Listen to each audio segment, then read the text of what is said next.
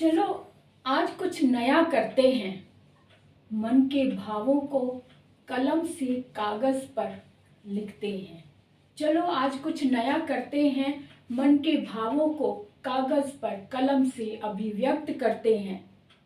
मन सदा सदा स्नेह से लबालब रहेगा।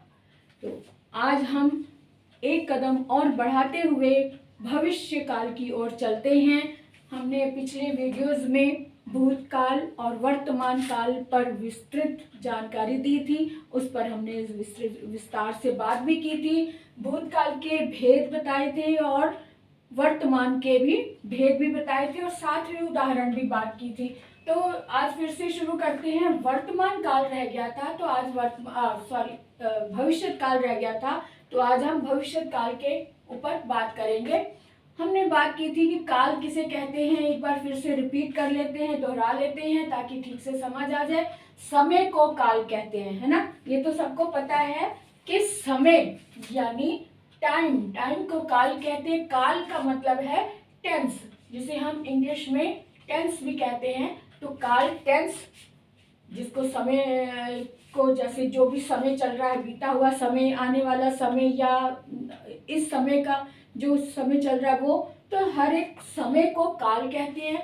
और क्रिया से जिस समय का बोध हो, क्रिया से जिस समय का बोध हो उसे काल कहते हैं। जैसे आज मैं स्कूल जा रहा हूँ कंटिन्यूटी में बात हो रही है, लेकिन प्रेजेंट टेंस की बात हो रही है, वर्तमान काल की बात हो रही है।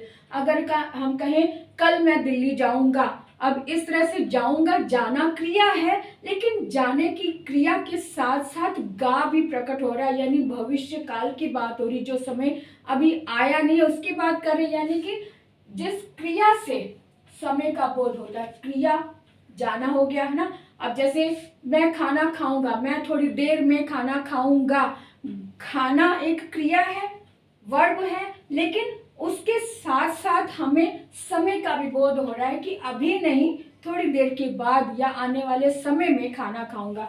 तो इस तरह से हम कह सकते हैं कि क्रिया से जिस समय का बोध हो उसे काल कहते हैं, है ना। क्लियर हो गई ना बात।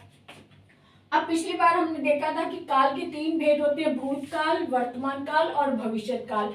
भूतकाल और वर्तमान काल पर मैं वीडियो बना चुकी हूँ, बहुत डिटेल से, विस्तार से बताया हुआ, उसके भेद भी बताए हुए हैं और इनका लिंक भी मैं इस वीडियो में दे दूंगी ताकि आप और अच्छे से उसे समझ सके, देख सके। और आज मैं बताऊंगी भविष्य काल के बारे में विस्तार से। और एक बात और कहूंगी कि जो भी पेरेंट्स या जो भी बड़े देख रहे हैं वो बच्चों को जरूर बताया करें कि जो बात उन्हें समझ नहीं आई है वो जरूर बताएं, और ताकि आप कमेंट में लिख सकें, कमेंट में लिख कर जरूर बताएं कि ये बात समझ नहीं आई, तो उस बात को मैं और क्लियर करके और उदाहरण के साथ, एग्जाम्पल के साथ मैं आपको बताऊंगी। लेकिन मुझे ये जरूर बताया करो कि कितना समझ आया, कितना नहीं समझ आया, क्योंकि बच्चे नहीं परवाह करते। कई बार समझ आया तो आया, नहीं आया तो नहीं आया, वो बड़ी जल्दी भूल भी जाते हैं या खेलने में लग जाते हैं। तो ये बड़ों का कर्तव्य बनता है कि बच्चे से पूछें कि उन्हें कितना समझ आया, उनसे जो उन्होंने सुना उससे सुनकर बात करें कि उनसे कहें कि आप बताओ कि आपको क्या समझ आया। तो इससे समझ आ जाएगा, आपको भी पता चल जाएगा कि बच्चों को कितना समझ आया, है ना। तो और दूसरी बात यह कि जो भी बच्चे पहली बार देख रहे हैं, जो भी बड़े या टीचर्स या जो भी देख रहे हैं, वो सब्सक्राइब जरूर कर दिया करो, लाइक भी जरूर कर दिया करो। और अगर आपको लगता है कि ये वीडियो और आगे भी जाना चाहिए तो इससे रिलेटेड स्टूडेंट्स तक भी इन्हें पहुंचाया कीजिए, यानी शेयर कीजिए, किया करें, ताकि और लोग भी इसका लाभ उठा सके। और मैं ऑनलाइन क्लासेस लेती हूँ, तो आप किसी को भी बता भी सकते हैं, हिंदी और संस्कृत दोनों क्लासेस लेती हूँ।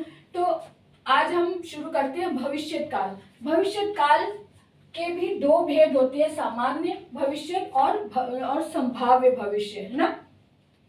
सामान्य में तो स्पष्ट है कि सामान्य में बहुत ही इजीली समझ में आ जाता है कि जैसे सोहन कल दिल्ली जाएगा। अब जाना क्रिया है, क्रिया में आने वाले समय का जिक्र हो रहा है, बोध हो रहा है, तो यहाँ पे जाएगा सिंपल रूप में हमें पता चलेगा कि कल की बात हो रही है या जो भी आने वाले समय की बात हो रही है।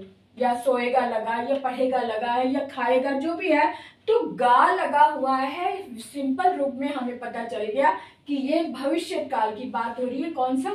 सामान्य, जिसे हम इंग्लिश में फ्यूचर इंडेफिनिट टेंस भी कहते हैं। तो इससे भी आपको समझ में आ जाएगा कि सामान्य भविष्य काल क्या है। ठीक है। अब दूसरा इसमें है संभाव्य भविष्य काल, यानी कि संभाव्य में जहां संभावना, डेफिनेट नहीं पता, डाउटफुल बात है, डाउटफुल है कि पता नहीं होगा या नहीं होगा, लेकिन संभावना है कि शायद। तो हम इसको इस तरह से समझ सकते हैं, जिस वाक्य में शायद लगा है और साथ में बताया गया कि शायद शाम को चाचा जी आ जाए, या शायद शाम को बारिश आ जाए, या शायद कल तक रिजल्ट आ जाए। तो इस तरह से जहां संभावना व्यक्त की होती है वहां पर ऐसे में संभाव्य भविष्य काल होता है। जैसे शायद आज बारिश हो, शायद आज शाम तक परिणाम आ जाए, है ना। तो आपको समझ में आ गया कि मैं क्या बता रही हूँ। संभाव्य भविष्य में संभावना होती है, संभावना व्यक्त की जाती है, और सामान्य भविष्य में एक सिंपल वे में, एक सिंपल से साधारण से वाक्य होते हैं जिसमें सिर्फ आने वाले समय की ओर संकेत किया होता है क्रिया के साथ में। तो आपको कितना समझ आया मुझे कमेंट बॉक्स में लिखकर जरूर बताएं, और साथ में मुझे अगले वीडियो के लिए थोड़ी एडवाइस भी दिया करें कि अगले वीडियो में मैं क्या आपको बताऊं, आपका कौन सा टॉपिक अधूरा है जो आप दोबारा सुनना चाहते हैं या नए सिरे से सुनना चाहते हैं, मुझे जरूर बताएं, ताकि मैं नया टॉपिक भी आपके कहे अनुसार लेकर आऊं। तो आज का वीडियो हम यही समाप्त करते हैं। अगले वीडियो तक के लिए बाय बाय।